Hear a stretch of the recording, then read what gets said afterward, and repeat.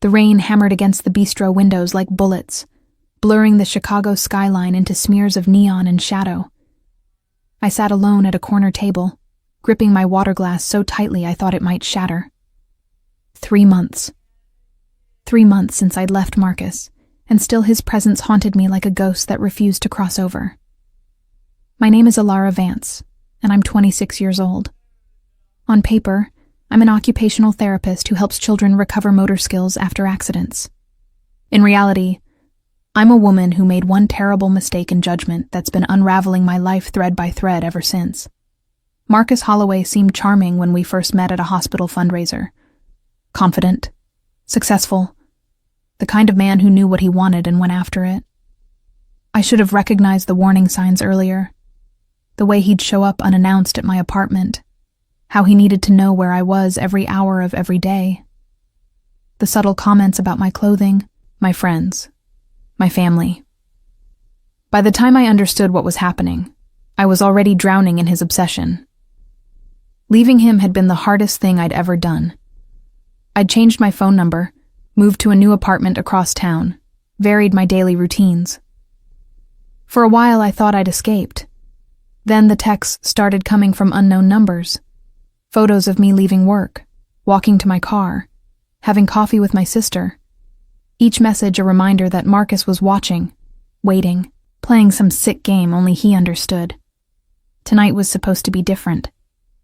My best friend Sienna had convinced me to stop hiding, to reclaim some semblance of normalcy. "You can't let him win," she'd said. "You can't let fear be your prison warden." So here I was, forcing myself to have dinner in public, trying to pretend my hands weren't shaking every time the door opened. The bistro was a beautiful space, all exposed brick and vintage Edison bulbs casting warm amber light across weathered wood tables. Jazz played softly in the background, saxophone notes curling through conversations like smoke.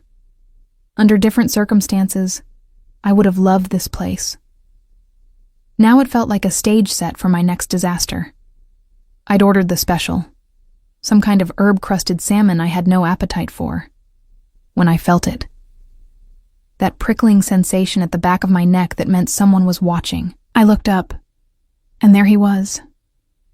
Marcus stood just inside the entrance, water dripping from his expensive coat, his eyes locked on me with an intensity that made my stomach clench.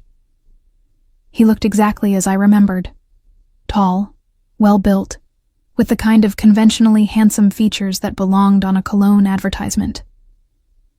But now all I could see was the darkness behind those blue eyes, the obsession that had transformed love into something twisted and suffocating.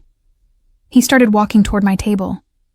My fight-or-flight response kicked in, adrenaline flooding my system. I needed to leave. Now. But my legs felt like they'd been welded to the chair.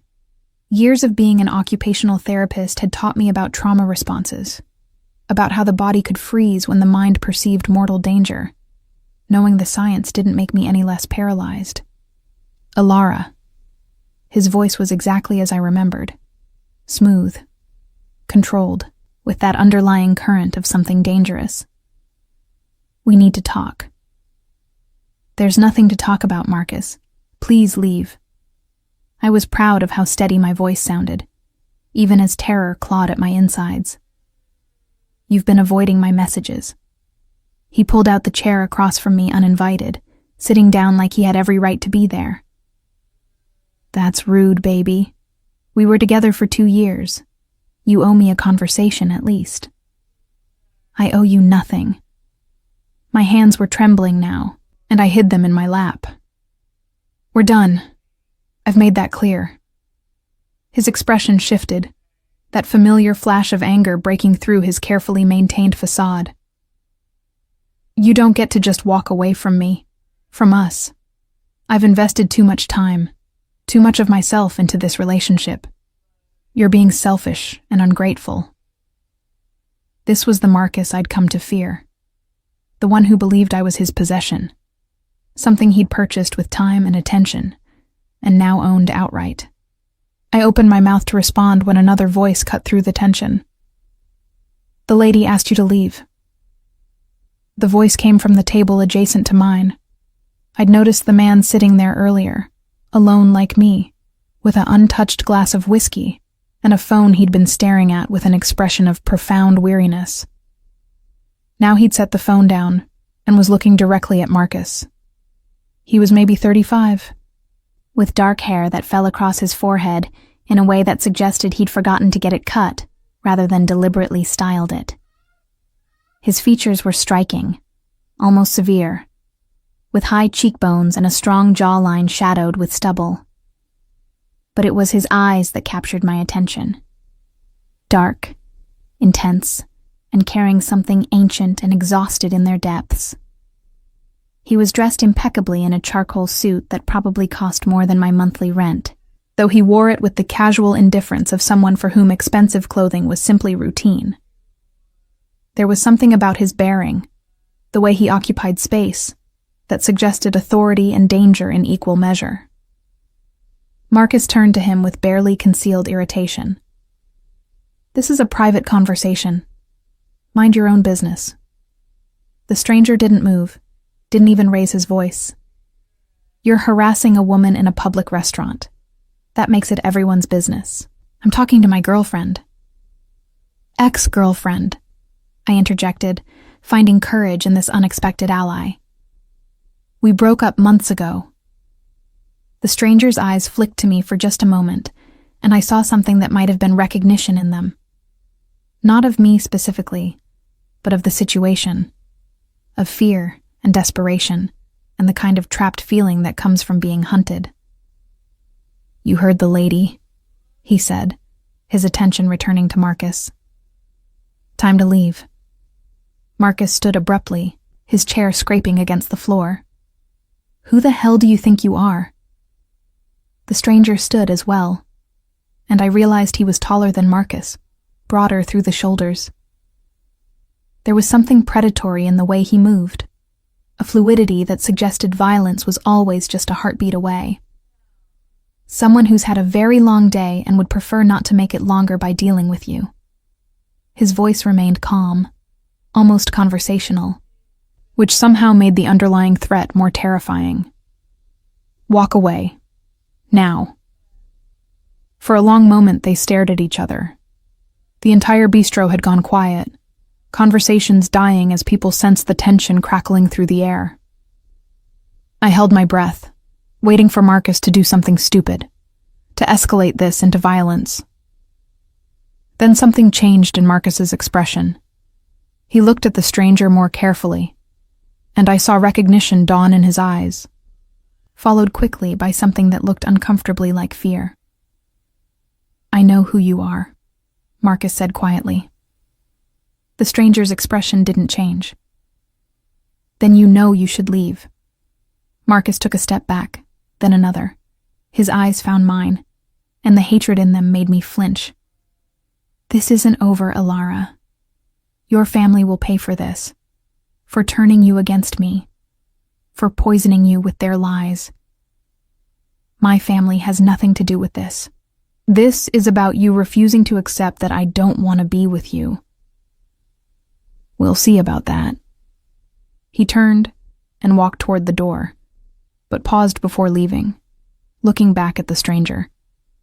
"You're making a mistake getting involved with this." "Wouldn't be my first one." The stranger's voice was dry, almost amused. Marcus left, the door swinging shut behind him with a finality that should have brought relief. Instead, I felt my hands start to shake harder, the adrenaline crash hitting me all at once. I'd been holding myself together through pure force of will, and now that the immediate threat was gone, my body was remembering how to feel terror. The stranger sat back down at his table, picking up his phone again. For a moment, I thought that was it, that he'd go back to ignoring the world around him. But then he spoke without looking up. "Are you safe at home?" The question surprised me.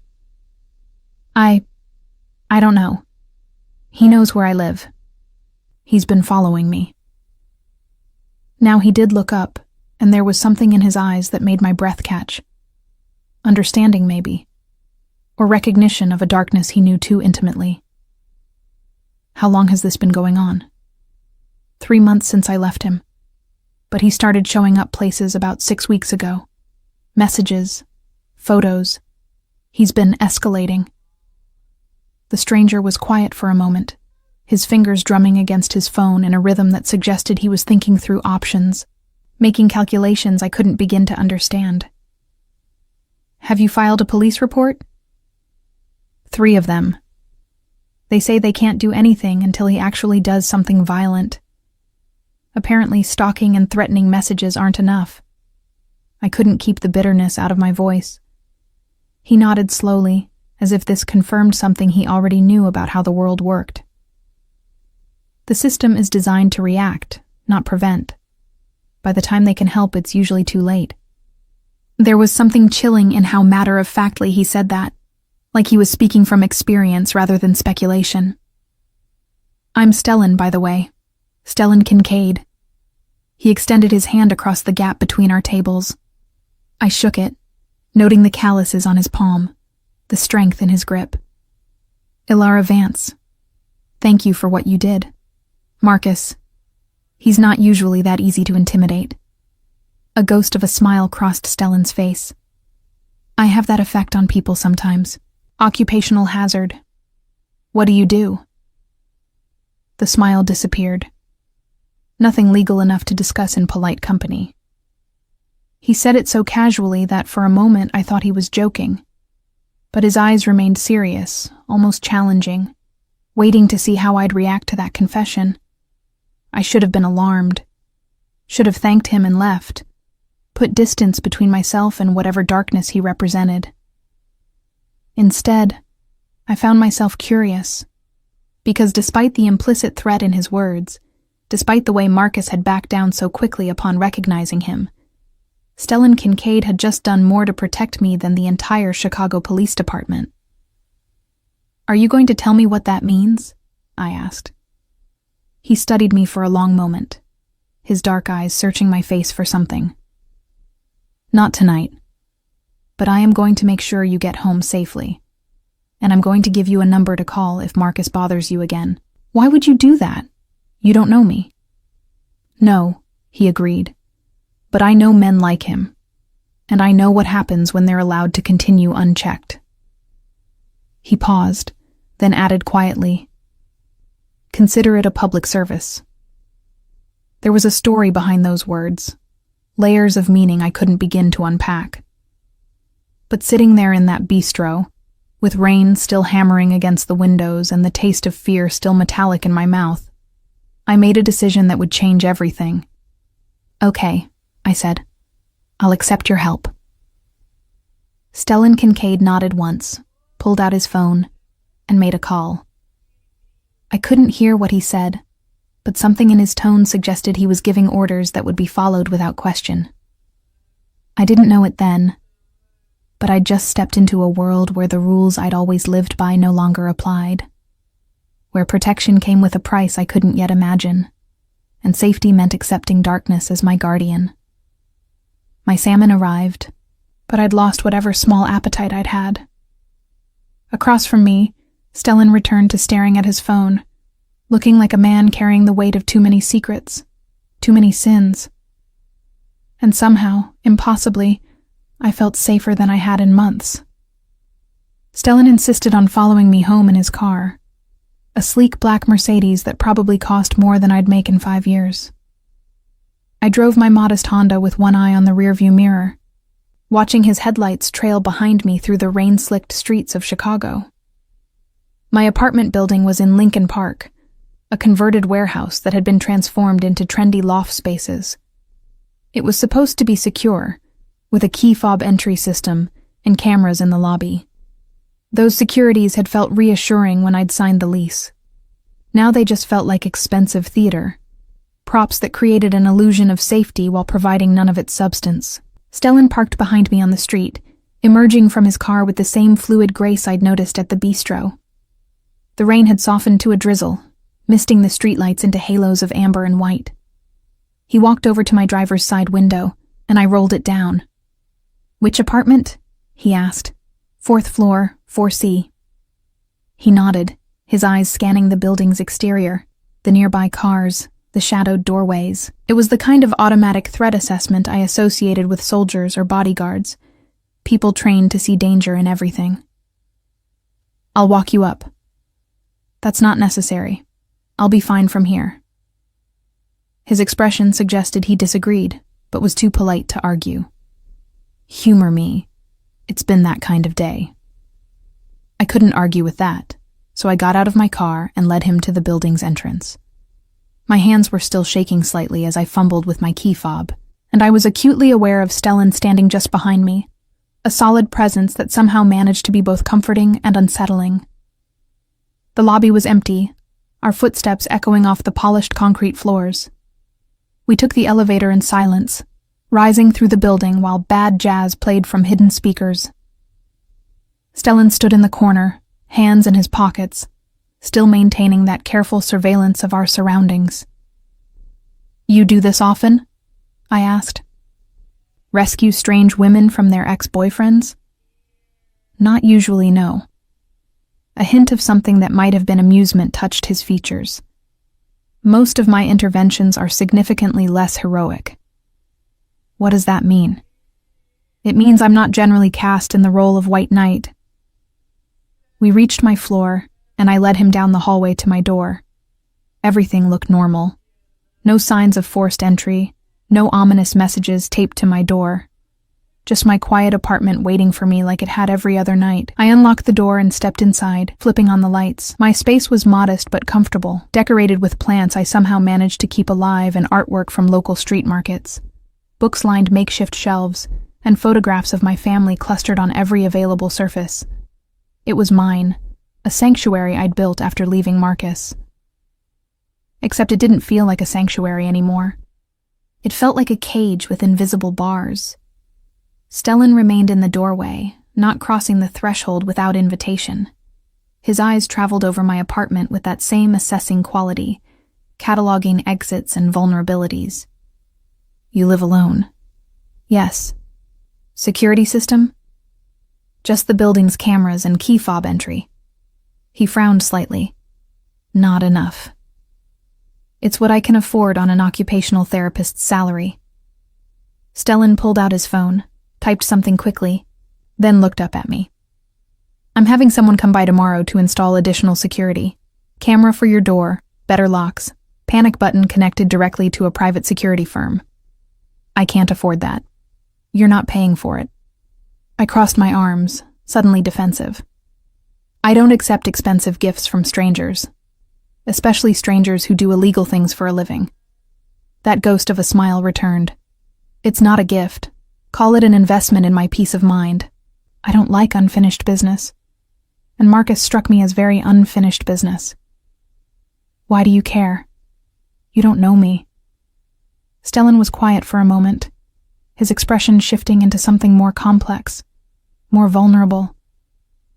When he spoke, his voice was softer, tinged with something that sounded like regret. "Because I know what it's like to be trapped in a situation you can't escape.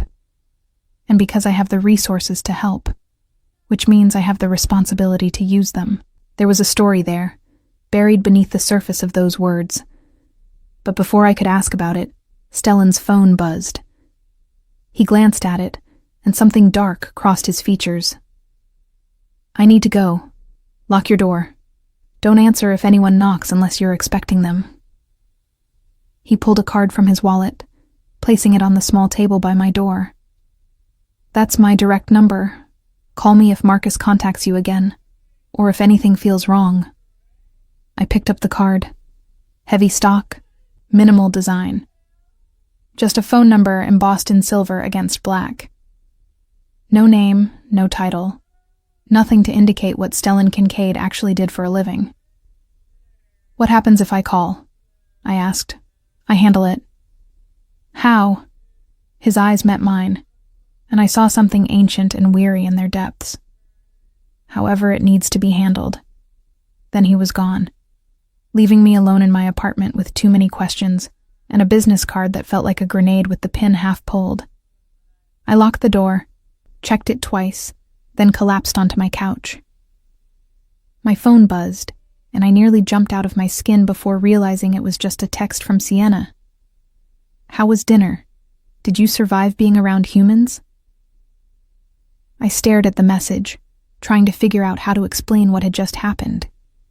That my ex-boyfriend had confronted me at the bistro. That a mysterious stranger who definitely operated outside the law had intervened. That I now had a direct line to someone who could handle my problems through unspecified and probably terrifying means. Instead, I just typed back, "Eventful. Tell you tomorrow." Sleep was impossible. I lay in bed, watching shadows move across my ceiling, jumping at every creak and groan of the old building settling. Around 2 a.m., my phone buzzed with a text from an unknown number. "Cameras and security will be installed tomorrow at 10 a.m. Team will identify themselves as being from Kincaid Security. SK." I should have been annoyed at the presumption, at the way he'd just decided to involve himself in my life without asking. Instead, I felt something uncomfortably close to relief. The next morning arrived with watery sunlight filtering through my curtains. I'd managed maybe 3 hours of sleep, my dreams filled with Marcus's face and Stellan's dark, knowing eyes. At exactly 10 a.m., my doorbell rang. I checked the newly installed peephole and saw 2 men in professional uniforms with Kincaid Security embroidered on their shirts. They were efficient and polite, installing a sophisticated camera system, replacing my locks with something that looked like it belonged on a bank vault, and setting up a panic button disguised as a smoke detector. The whole process took less than 2 hours, and when they left, my modest apartment felt more secure than Fort Knox. I was making coffee when my phone rang. Stellan's number. "The system is active," he said without preamble. "You'll receive an alert on your phone if anyone approaches your door. The panic button connects directly to a response team that's less than 3 minutes away." "Thank you," I said, meaning it. "This is incredibly generous. It's necessary. Marcus isn't going to give up easily." A chill ran down my spine. "How do you know?" "Because I've known men like him. They don't see their victims as people, just possessions they've temporarily misplaced." He paused. "Has he contacted you since last night?" "No. It's been quiet." "It won't stay that way. Men like Marcus escalate when they feel they're losing control." His certainty was unnerving. "You sound like you have experience with this." "Too much." There was a weight in those words, years of accumulated darkness. "Ilara, I need to be honest with you about who I am, about what I do." My heart started beating faster. "Okay." "My family runs one of the largest criminal syndicates in Chicago. We've been in this business for 3 generations. Gambling, money laundering, protection rackets, and some activities I won't detail over the phone." I sat down heavily on my couch, coffee forgotten. "You're telling me you're in the Mafia." That's a dramatic way of putting it, but essentially, yes. My father built an empire on violence and fear, and when he died 2 years ago, that empire became my responsibility. "And you're telling me this why?" "Because I don't operate by deception. If you're going to accept my help, you deserve to know what that help represents. And because Marcus made a threat last night that I can't ignore." My mouth went dry. "What threat?" "He said your family would pay for this. That's not hyperbole. Men like him, when they feel cornered, they expand their targets. Parents, siblings, anyone connected to the object of their obsession." I thought of my parents, living in their quiet suburb 45 minutes outside the city. My younger sister Grace, a grad student at Northwestern. The idea of Marcus targeting them made me feel physically ill. "What are you suggesting?" "I'm suggesting that I can make sure Marcus never bothers you or your family again. Permanently." The word hung between us, heavy with implication. "You're talking about killing him. I'm talking about neutralizing a threat before it escalates into something tragic. You've seen how the legal system handles stalkers. They wait until someone's dead before they act. I don't have that luxury of patience. I should have been horrified, should have hung up, blocked his number, gone to the police with everything he'd just confessed. Instead, I found myself asking, what would it cost? There's always a price. Not money, Stellan said. I don't need your money. But I would need you to trust me, to accept that what I'm going to do might frighten you, might challenge everything you believe about right and wrong. And I'd need you to understand that once this starts, there's no going back. I thought about Marcus's face last night, the possessive rage in his eyes. I thought about my parents, my sister, all the people I loved who could become targets of his escalating obsession. I thought about 3 months of living in fear, of checking over my shoulder, of treating every unknown number like a threat. What happens if I say yes? Marcus disappears from your life. You'll never hear from him again, never have to worry about him showing up at your work or following you home. Your family stays safe. And the cost to you? A dry laugh came through the phone. My soul's already mortgaged to darker powers than this, Alara.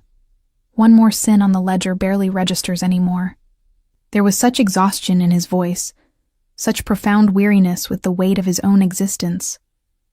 It made me wonder what kind of life had created Stellan Kincaid, what circumstances had forged a man who spoke of murder like it was just another item on a to-do list. I need time to think about this. You have 24 hours. After that, Marcus's behavior is likely to escalate, and my ability to control the situation diminishes. The call ended, leaving me alone with an impossible choice. I spent the rest of the day in a daze, going through the motions of my job at the Pediatric Rehabilitation Center, while my mind spun through impossible scenarios. Between sessions with my young patients, I researched Stellan Kincaid. The internet offered surprisingly little. A few mentions in business journals about legitimate enterprises, real estate holdings, a charitable foundation bearing his family name. Nothing about criminal activities. Nothing to confirm the confession he'd made so casually over the phone. Either he was lying, or his family was exceptionally good at burying their secrets. I called Sienna during my lunch break and told her everything. She listened without interrupting, which was uncharacteristic enough that I knew she understood the gravity of the situation. So, you're telling me you've been adopted by the Mafia? She said when I finished. That's a dramatic way of putting it. Ilara, he literally confessed to running a criminal organization and offered to murder your ex-boyfriend. How is that dramatic? Fair point. Sienna was quiet for a moment. What are you going to do? I don't know. Part of me wants to call the police, turn Stellan in, handle this through legitimate channels. But those channels haven't worked. I've filed reports, gotten a restraining order Marcus ignores, changed my entire life trying to stay safe, and I'm still terrified every single day. And the other part of you? I closed my eyes, shame burning through me. The other part of me wants to say yes. Wants to let Stellan make this problem disappear so I can finally stop being afraid. That's not shameful, Sienna said gently. That's human. You've been living in survival mode for months. It makes sense that you'd be tempted by an easy solution. Except it's not easy. It's murder. It's self-defense by proxy. Sienna's voice was firm. Marcus has made it clear he's a threat. The system has made it clear they won't protect you until after he's hurt you. What Stellan's offering is preemptive protection. You're defending the mob? I'm defending you. And if the mob is offering better protection than the Chicago Police Department, maybe we need to reconsider our definitions of good and evil. After work, I drove to my parents' house. They lived in Oak Park, in a charming craftsman bungalow they'd purchased before I was born. My mother met me at the door with her usual warmth, immediately sensing something was wrong. Ilara, sweetheart, what is it? I told them about Marcus's escalation, about the confrontation at the bistro. I left out the part about Stellan Kincaid and his offered solution, not ready to explain that particular moral complexity to my parents.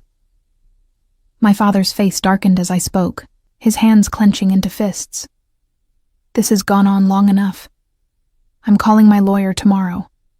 We're getting an emergency restraining order with real teeth. Dad, I already have a restraining order. Marcus doesn't care. Then we make him care. We pursue criminal charges for stalking, harassment, anything that will put him behind bars. My mother put her hand on his arm, calming him with the ease of 30 years of marriage. Henry, let's think about this rationally. Legal processes take time, and in the meantime, Ilara isn't safe. What are you suggesting? She looked at me with those perceptive eyes that had always seen more than I wanted to reveal. I'm suggesting our daughter might be considering options that exist outside the legal system. I stared at her, stunned. How did you... I'm your mother. I know when you're wrestling with a difficult decision. And I know that look. It's the same expression you had when you were 7 and had to decide whether to tell your teacher that your best friend was stealing lunch money. This is slightly more serious than elementary school theft. The principle is the same. You're trying to decide between what's technically right and what's practically necessary. She sat down across from me, taking my hands in hers. Tell me about this man who helped you at the bistro. So I did. I told them about Stellan Kincaid, about his casual confession of criminal enterprise, about the security system he'd installed and the protection he'd offered. My father listened with increasing alarm, but my mother remained calm, thoughtful. And you trust him? She asked when I finished. I don't know him well enough to trust him, but yes, I believe he's sincere about protecting me. Why would he do that? What does he get out of helping you? It was a good question, one I'd been asking myself. I don't think he gets anything. I think he's trying to balance some internal ledger to do something good in the midst of all the terrible things his life requires. My father stood abruptly, pacing across the living room. This is insane. You're talking about accepting help from a criminal, getting involved with the Mafia. I'm talking about staying alive, I countered. Marcus isn't going to stop. He's escalating. He threatened you and Mom, threatened Grace. What am I supposed to do? Wait for him to hurt one of you before the police finally decide to act? There has to be another way. Name it, Dad. Give me a legitimate option that actually keeps us all safe. He couldn't, and the helplessness on his face broke my heart. My father was a good man, a high school principal who believed in rules and systems and the basic goodness of humanity. This situation existed outside his worldview, in a space where darkness operated, and good people sometimes had to make terrible choices. My mother stood, moving to stand beside my father. Ilara, whatever you decide, we support you. If you choose to accept this man's help, we understand. If you choose to continue fighting through legal channels, we'll stand beside you. But please, be careful. Men who live in darkness, even when they mean well, they carry shadows that can swallow everything around them. I left their house more confused than when I'd arrived. My phone buzzed as I reached my car. A text from an unknown number. Your sister is very pretty. Would be a shame if something happened to her. Below the message was a photo of Grace leaving her apartment building at Northwestern, taken from across the street. My hands started shaking so badly I could barely dial Stellan's number. He answered on the first ring. Ilara. He sent me a picture of my sister. My voice was barely controlled panic. He's threatening Grace. A pause. Send me the message. I'll have someone watching her within the hour. I'm saying yes to everything, to your help, your protection, whatever it takes. Just keep my family safe. Are you certain? Once this starts? I'm certain. Do whatever you need to do. Another pause, longer this time. When Stellan spoke again, his voice was gentle, almost sad. I'll handle it. But Ilara, I need you to understand something. What I'm about to do, It will change how you see me. It might change how you see yourself. Are you prepared for that? I thought about Grace, bright and brilliant, with her whole life ahead of her. I thought about my parents, who'd given me everything they could. I thought about all the people Marcus might hurt in his obsessive quest to reclaim me as his possession. Do it, I said. Do whatever it takes. Okay. I'm sending protection to your sister now. And Alara, stay home tonight. Don't answer your door for anyone except me. The call ended. I sat in my car outside my parents' house, feeling like I'd just crossed a threshold I could never uncross. I'd made a deal with the devil in an expensive suit, trading my moral certainty for the promise of safety. My phone rang again. Stellan. Your sister is secure. I have 2 of my best people watching her building. Marcus won't get within 100 yards. Thank you.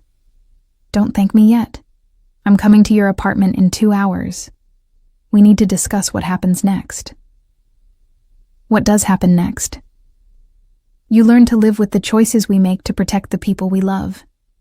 He arrived exactly 2 hours later, dressed in dark jeans and a black sweater that made him look more dangerous than any suit could. I buzzed him up, my heart racing as I listened to his footsteps approaching down the hallway. When I opened the door, Stellan's eyes met mine with an intensity that made me take a step back. It's done, he said quietly. Marcus won't bother you again. What did you do? I had a conversation with him, made it very clear that any further contact with you or your family would have severe consequences. What kind of consequences? Stellan walked into my apartment, moving to the window that overlooked the street below.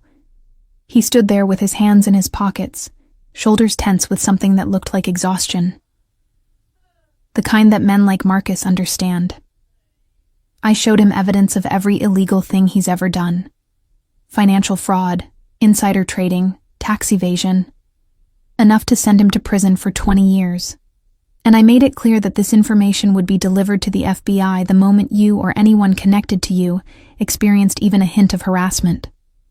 You're blackmailing him? I'm leveraging his fear of consequences. It's cleaner than the alternative. I sat down heavily on my couch, relief and disappointment warring inside me. I thought you were going to kill him. Would you have preferred that? No. God, no.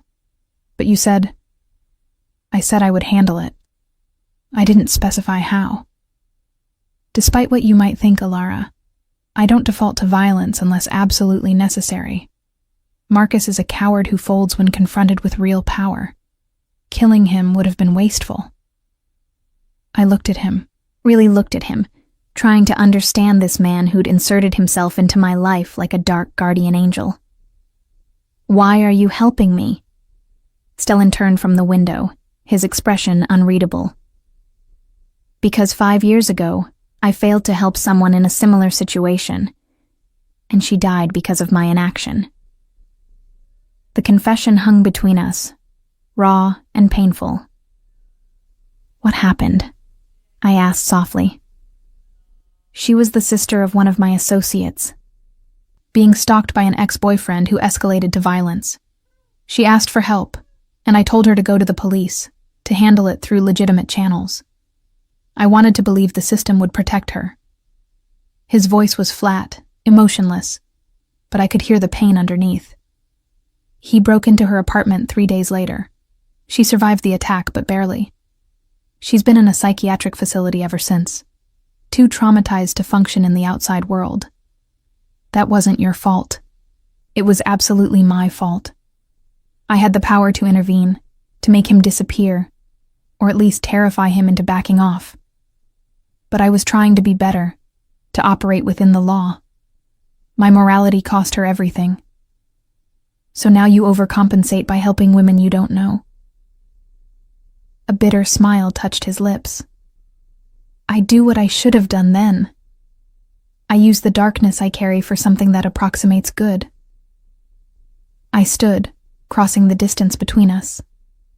Up close, I could see the exhaustion in his eyes, the weight of too many compromises and moral calculations. "Thank you," I said, "for what you did tonight, for keeping my family safe. You might not thank me when you understand the full cost." "What cost?" "Marcus knows who threatened him. That means he knows about me, about my family's business. And in my world, knowledge is currency. He could use what he knows to cause problems."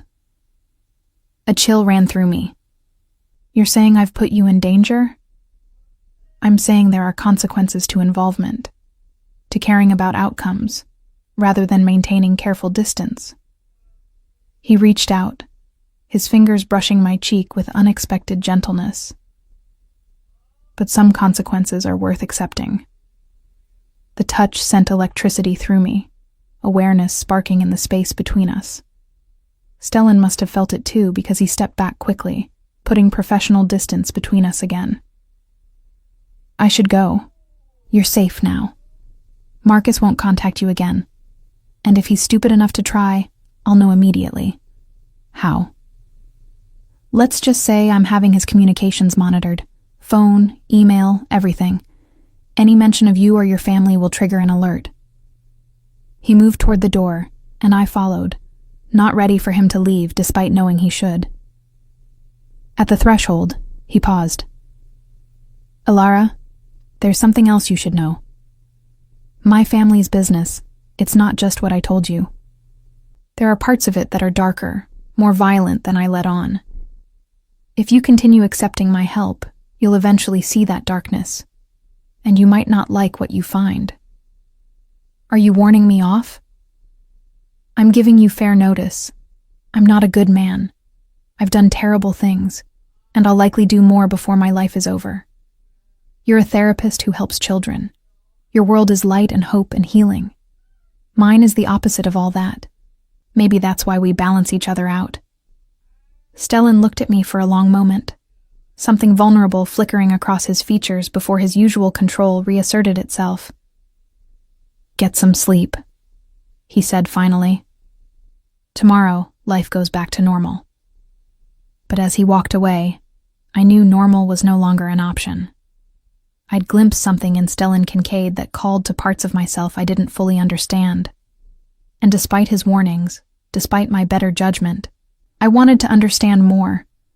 For 3 weeks, life was blessedly quiet. Marcus disappeared from my daily existence as completely as if he'd never existed. No texts, no surprise appearances, no photos taken from shadowed doorways. Grace continued her graduate studies unmolested. My parents relaxed. I started sleeping through the night again. Stellan checked in periodically with brief texts. Marcus still quiet. "Your sister's safe. Everything clear. Nothing personal. Nothing that suggested our relationship was anything beyond transactional." I told myself I was relieved by the professional distance. I was lying. Something had shifted during that conversation in my apartment. I found myself thinking about him at odd moments. The exhaustion in his eyes when he talked about his past. The careful way he'd touched my cheek. The burden he carried of trying to be good while operating in darkness. My curiosity became obsession. I researched the Kincaid family more thoroughly, digging through newspaper archives and public records. What I found painted a picture of 3 generations of carefully maintained power. Stellan's grandfather had immigrated from Eastern Europe in the 50s, building an empire through protection rackets and gambling.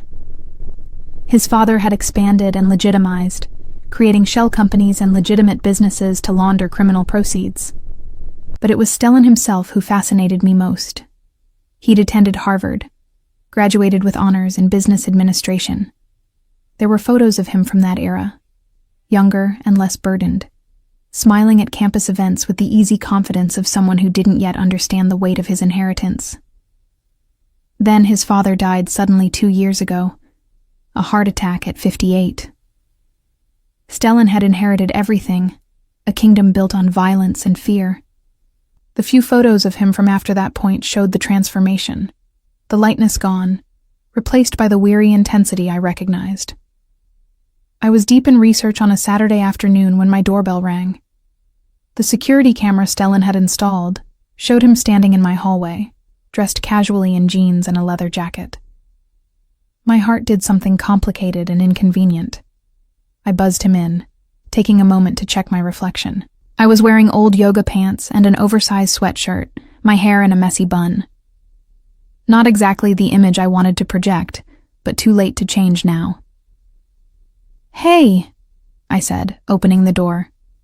"Is everything okay?" "Fine, just in the neighborhood and thought I'd check in personally." His eyes traveled over my apartment, noting the books and research materials spread across my coffee table. "Am I interrupting?" "No, I was just researching." He walked over to the table, his expression shifting as he saw printouts about his family. "Investigating your dark guardian angel?" Trying to understand who I've allied myself with. Stellan picked up one of the articles, a piece from the Tribune about his father's business dealings. "And what have you concluded?" "That you inherited an empire you never wanted.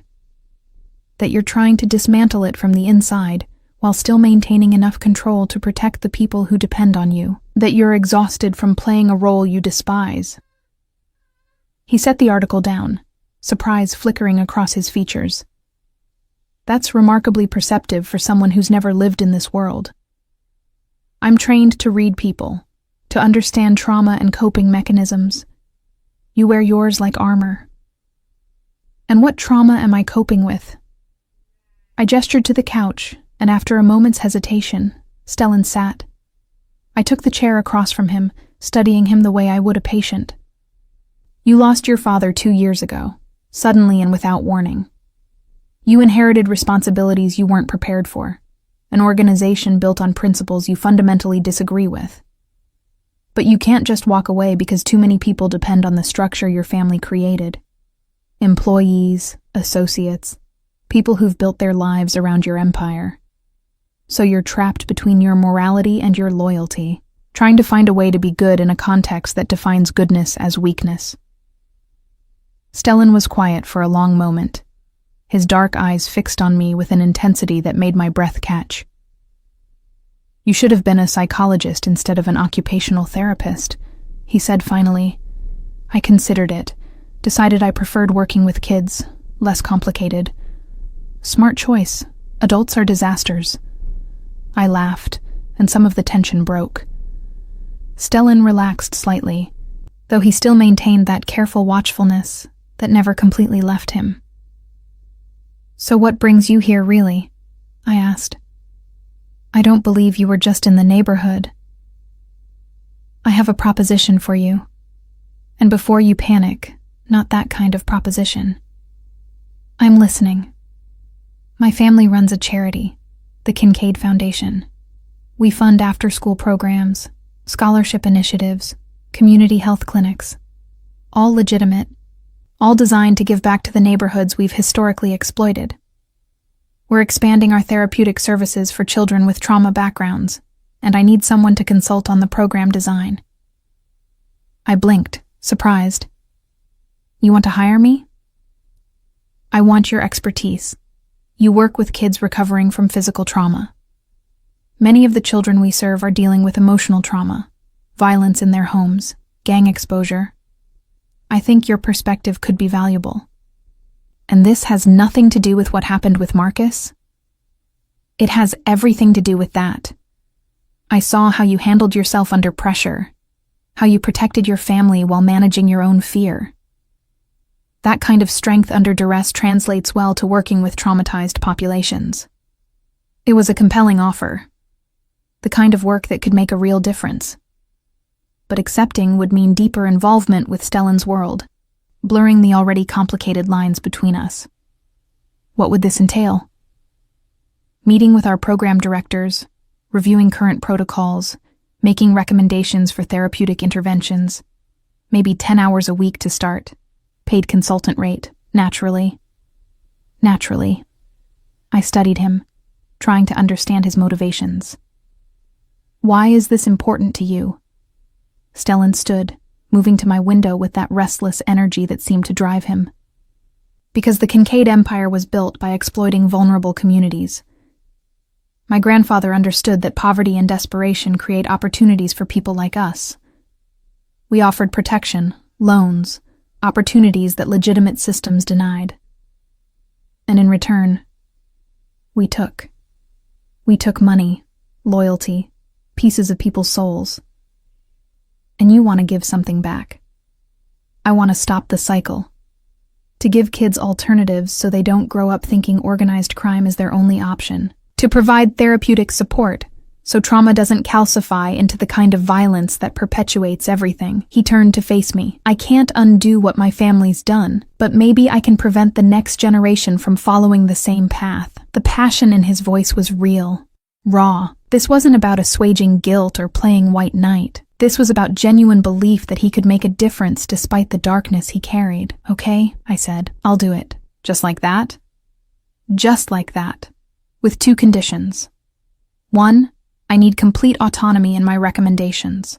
I won't compromise therapeutic best practices for optics or budget constraints. And 2, you tell me the truth about the woman you failed to help. The whole truth, not the edited version. Stellan's expression closed off. That's a steep price. Those are my terms. He was quiet for so long, I thought he'd refuse. Then he moved back to the couch, sitting down with the careful deliberation of someone about to expose a wound they usually kept bandaged. Her name was Natasha Volkov. She was the younger sister of one of my enforcers, a man named Dmitri, who'd worked for my father since they were both teenagers. Natasha was 22, brilliant, studying architecture at Illinois Tech. She'd been dating a guy named Carson Webb, someone from a good family, someone who seemed safe. Stellan's hands clenched into fists, knuckles whitening. Carson turned out to be anything but safe. He was controlling, possessive, violent when he didn't get his way. Natasha broke up with him, and he started stalking her, following her to classes, showing up at her apartment, sending dozens of messages a day. Dmitri asked me to intervene, to use my resources to make Carson back off. And you said no? I said to go through proper channels. I was trying to separate myself from the more violent aspects of the family business. I'd just taken over after my father's death, and I was determined to be different. To use legal means rather than defaulting to intimidation and violence. What happened?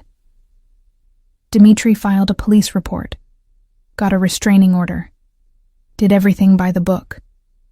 And 3 days later, Carson broke into Natasha's apartment with a knife. He stabbed her 17 times. She survived, technically, but the psychological damage was catastrophic. She hasn't spoken since the attack, hasn't left the psychiatric facility where she's been for the past 5 years. Horror washed through me. That's not your fault. You can't blame yourself for someone else's violence. I had the power to prevent it. One phone call, one visit to Carson explaining what would happen if he continued, and Natasha would be finishing her architecture degree instead of staring at walls in a psychiatric ward. His eyes met mine, filled with a guilt that had clearly been eating at him for years.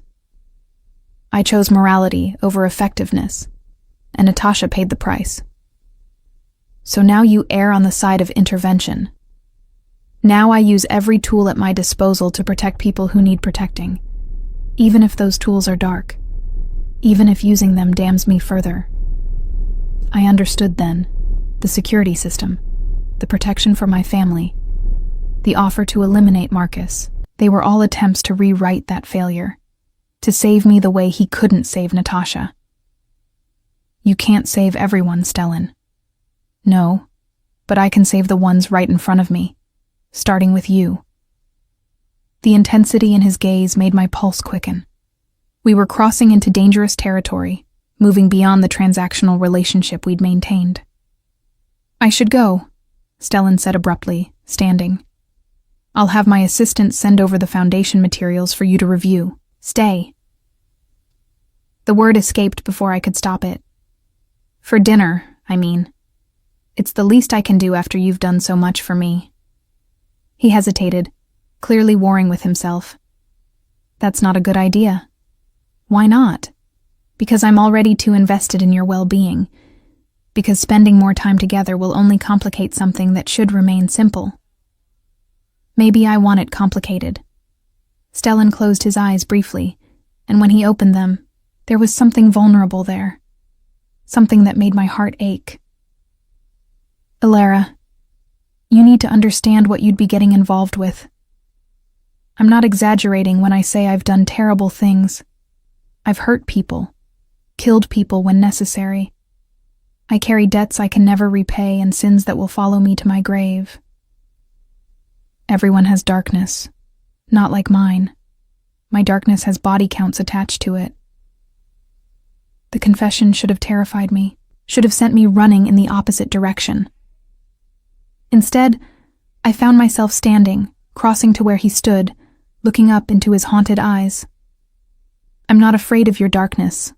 I'm afraid of living a half-life, always playing it safe, never taking risks. I'm not a risk. I'm a guarantee of complications you can't imagine. Then complicate me. For a moment I thought he'd leave anyway. Then his hand came up, cupping my face with a gentleness that contradicted everything he'd just confessed. You're going to regret this, he murmured. Probably, but I'd regret not trying more. Stellan's thumb brushed across my cheekbone, his expression shifting into something tender and tormented all at once. Then he leaned down and kissed me.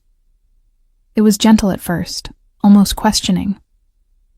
But when I responded, threading my fingers through his hair, the kiss deepened into something that felt like falling and flying simultaneously. He tasted like whiskey and secrets, and I wanted to explore every shadow he carried. When we finally broke apart, both breathing hard, Stellan rested his forehead against mine. This is a mistake, he said. Then let's make it together. And standing there in my small apartment with Chicago spreading out below us in a tapestry of lights and shadows, I chose to fall into the darkness with him, consequences be damned. Stellan stayed for dinner. We ordered takeout, Thai food from a place down the street, and talked for hours. He told me about growing up in his family, the constant pressure to be strong, ruthless, worthy of the empire he'd inherit. I told him about my work with kids, the small victories that made all the frustration worthwhile. It felt normal, like a regular date between two regular people, rather than a therapist and a mob boss navigating impossible complications. When he finally left, close to midnight, he kissed me at the door with a tenderness that made my heart ache. I'll call you tomorrow, he promised. But he didn't. Days passed with no word from Stellan. I told myself he was busy, that running a criminal empire probably consumed most of his time. But doubt crept in. Had he regretted that kiss? Decided I was too much of a liability? I focused on work, throwing myself into sessions with my young patients. But even their progress couldn't fully distract me from the gnawing worry that I'd misread everything. Then, exactly 1 week after our dinner, I received a package. A messenger delivered it to my apartment, a flat box wrapped in expensive paper.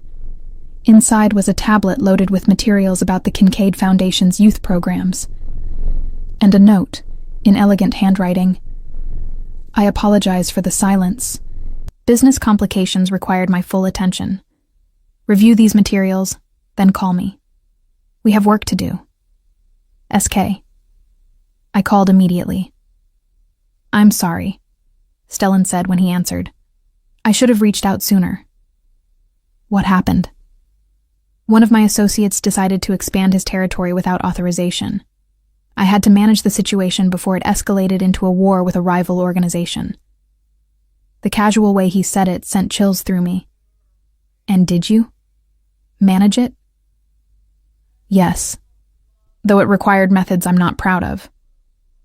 I wanted to ask what methods, what exactly he'd done. But some part of me wasn't ready for those details, for the full reality of what his life entailed. Are you okay?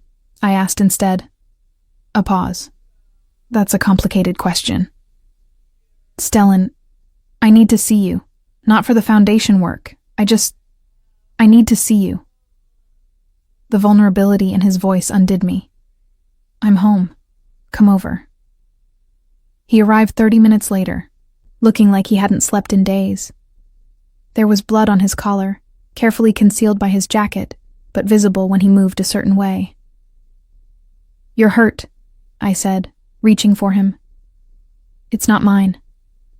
He caught my hand, holding it gently.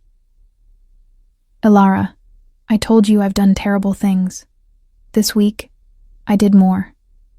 And I need you to decide if that's something you can live with. What did you do? I made an example of someone who threatened the stability of my organization. I did it in a way that ensured no one else would make the same mistake. It was brutal and necessary, and entirely unforgivable. I should have stepped back, put distance between us. Instead, I pulled him inside, led him to my bathroom, and began cleaning the blood from his collar with careful hands. Tell me about it, I said, not the details, just how you feel. Stellan leaned against the sink, watching me work. Exhausted, disgusted with myself, but also relieved that the threat's neutralized and my people are safe. You're trying to protect them. I'm perpetuating a cycle of violence that should have ended generations ago. I set aside the blood-stained cloth, looking up at him. You're doing the best you can in an impossible situation. That doesn't make you a monster. Doesn't it? Good people don't solve problems with violence. Good people also don't inherit criminal empires at 33. You're working with the reality you have, not the one you wish existed. Something in his expression cracked, vulnerability flooding through. How are you not terrified of me? Because I see what you don't. You're so focused on your darkness that you can't see the light trying to break through. The foundation work, the protection you offered me, even the guilt you carry, they all point to someone trying desperately to be better than his circumstances allow. Stellan pulled me close, burying his face in my hair. You're going to save me or destroy me. I haven't figured out which yet. Maybe both. We stood like that for a long time, holding each other in my small bathroom while the weight of his world pressed down around us. Over the following weeks, I learned to navigate Stellan's complicated existence. I consulted for the foundation, developing therapeutic protocols that could genuinely help traumatized kids. The work was fulfilling, meaningful, everything I'd hoped it would be. But I also learned about the other side of his life. The late-night calls that sent him rushing out at odd hours, the bruised knuckles and tired eyes, the careful way he never mentioned specifics about his work, protecting me from details I wasn't ready to confront. We fell into a rhythm. Dinners when his schedule allowed. Long conversations that stretched into early morning. Stolen moments of normalcy in a life defined by darkness. But the secrets were always there, lurking beneath the surface. One night, 3 months after we'd started seeing each other, Stellan showed up at my apartment looking more troubled than I'd ever seen him. He paced my living room like a caged animal, unable to settle. What's wrong? I asked. I need to tell you something. About my past. About things I've done. Dread pooled in my stomach. Okay. He sat down heavily on my couch, his hands clasped between his knees. 5 years ago, before my father died, there was a situation. A rival organization was moving in on our territory, trying to take over our protection rackets. They targeted one of our operations, killed 3 of our associates. What did you do? I led the retaliation. My father wanted to send a message, to make it clear that challenges to the Kincaid family would be met with overwhelming force. So I coordinated an attack on their headquarters. 7 people died that night. My breath caught. You killed them? Not personally. But I planned it, organized it, gave the orders. Their blood is on my hands as surely as if I'd pulled the trigger myself. I felt like the ground had shifted beneath me. This wasn't abstract violence. This was specific, calculated murder. Were any of them innocent? Civilians? No. They were all members of the organization. But that doesn't absolve me. I took 7 lives to send a message about power and control. Why are you telling me this now? Stellan looked up, his eyes filled with something that looked like desperation. Because you're falling for someone you don't fully know.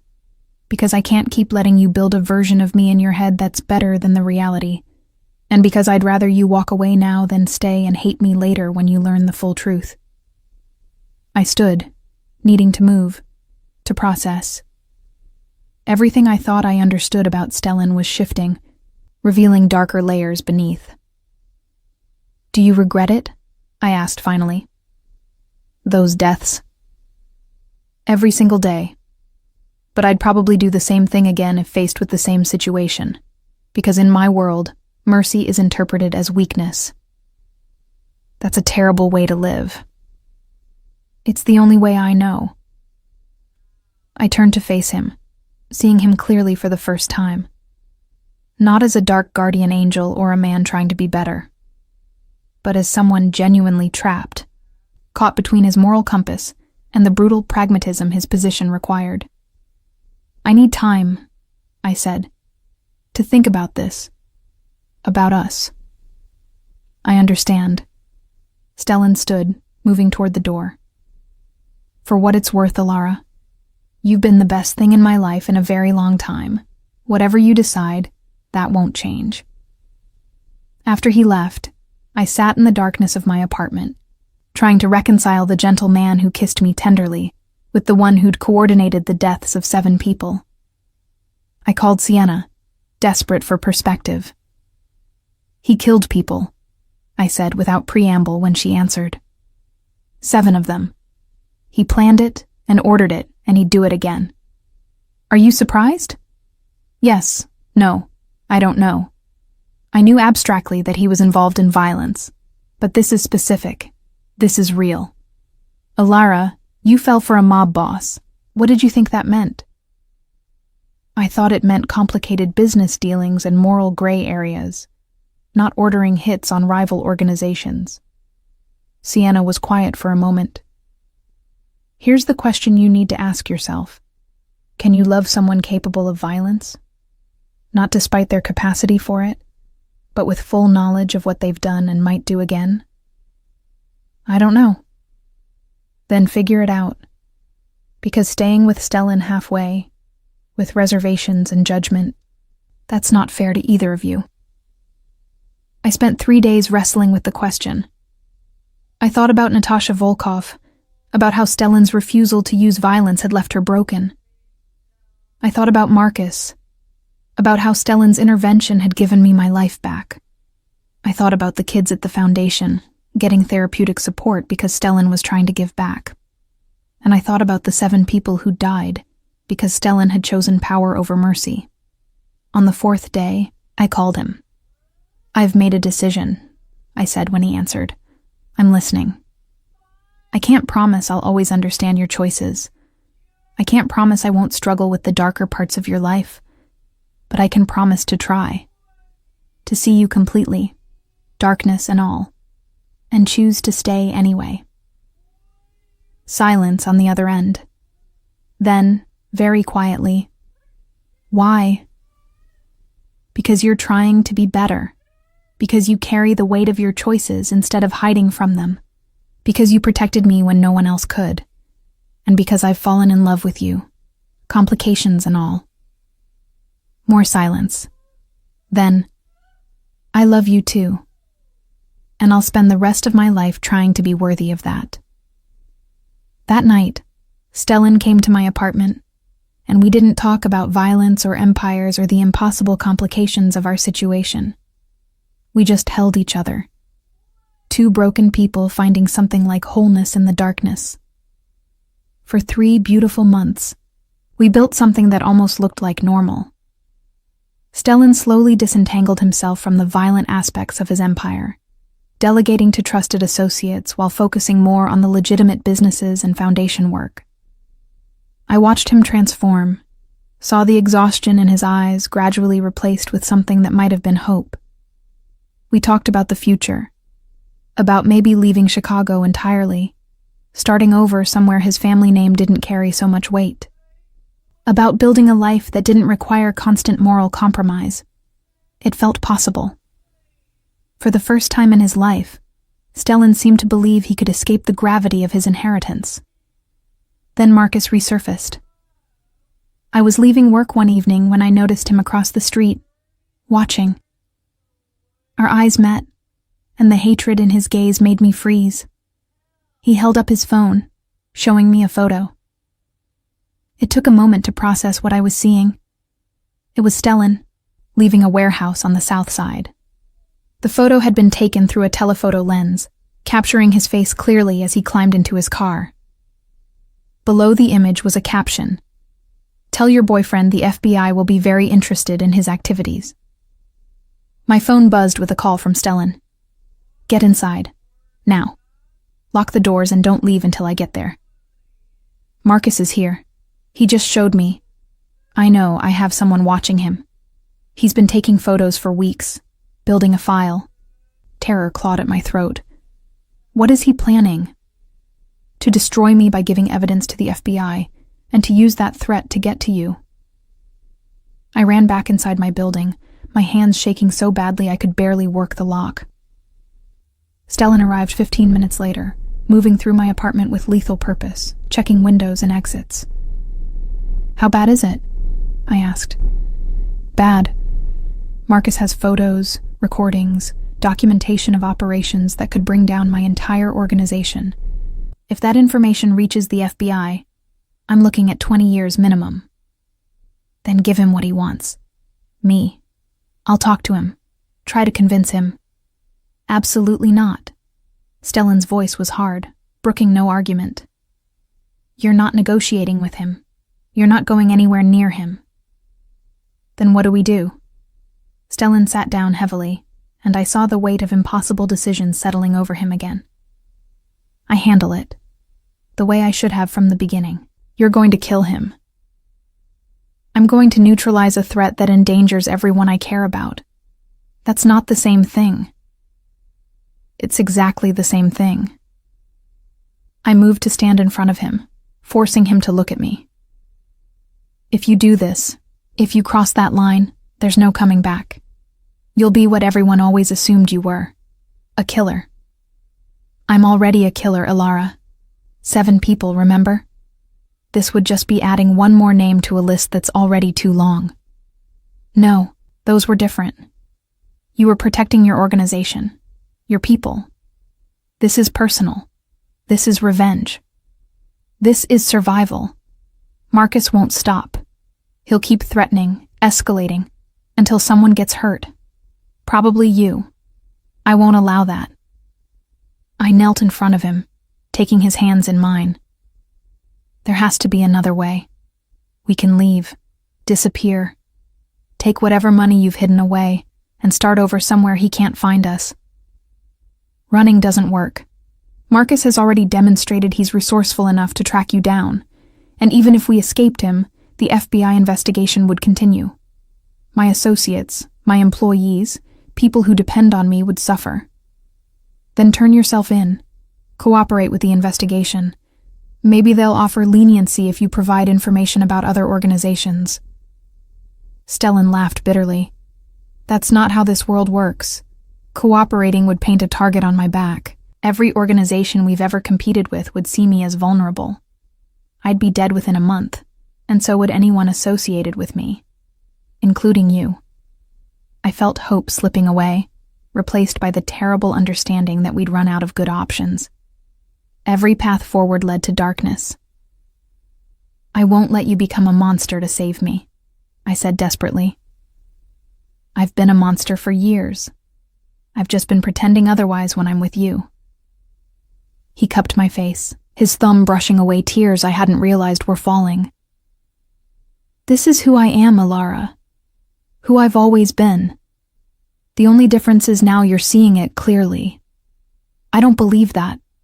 You're better than this. I'm really not. but I love you enough to become a monster again if it keeps you safe." He stood, gently moving me aside. "Stay here. Don't answer the door for anyone. I'll have people watching the building." "Stellan, please. I love you. Remember that, when you're hating me for what I'm about to do."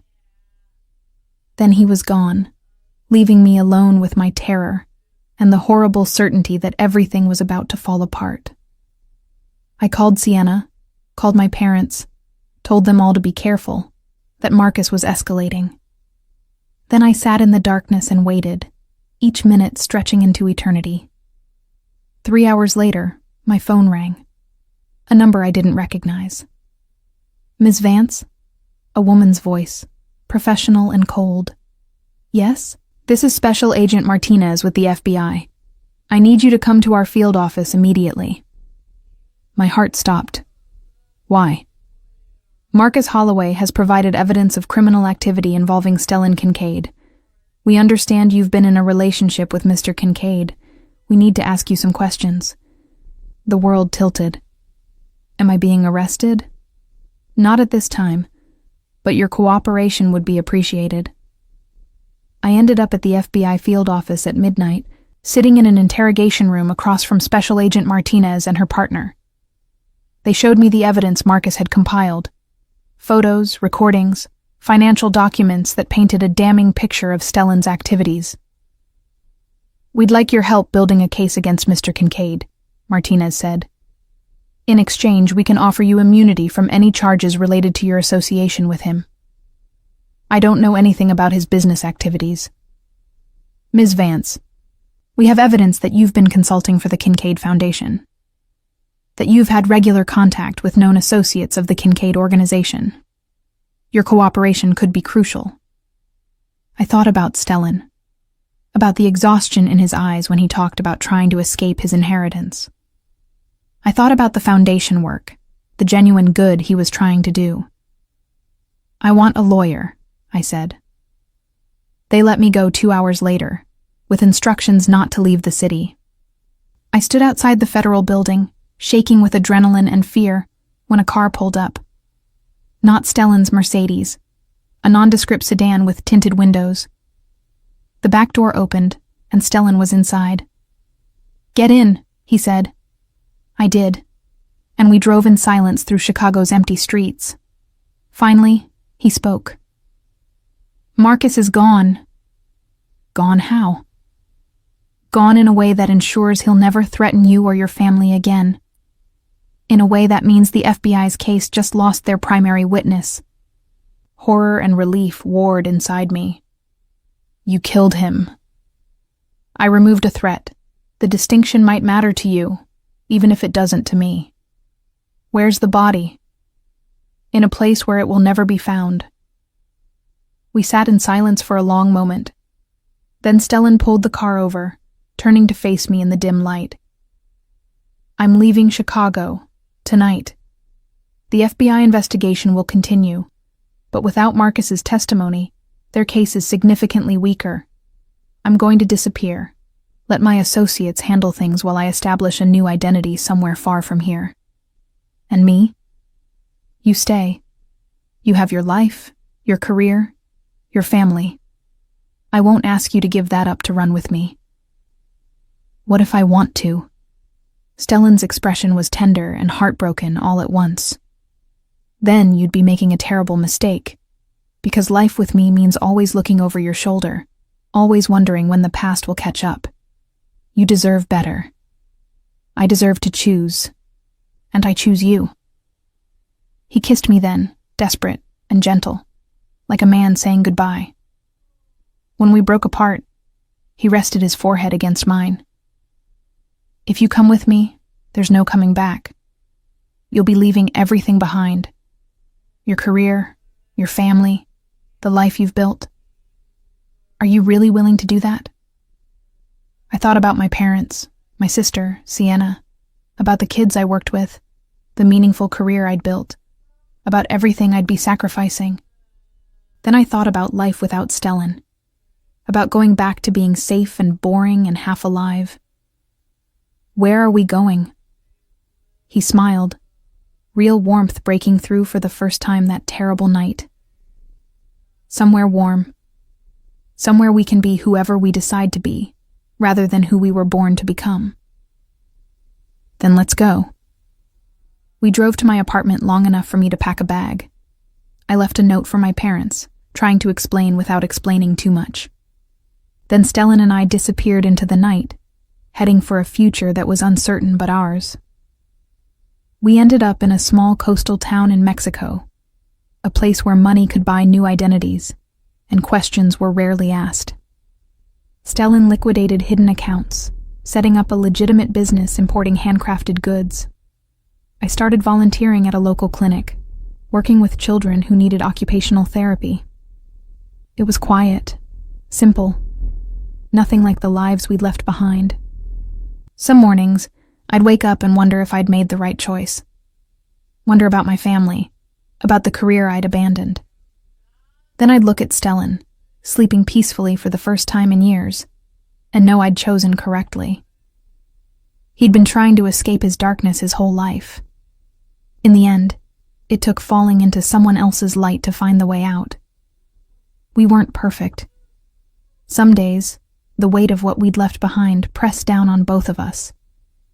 But we were free from expectations, from inherited violence, from the constant weight of impossible choices. One evening, 6 months after we'd fled Chicago, we sat on a beach watching the sunset. Stellan took my hand, lacing his fingers through mine. I keep expecting to wake up, he said, to find out this was all a dream, and I'm still trapped in that old life. It's real. We're real. I don't deserve this. This peace, this happiness. Not after everything I've done.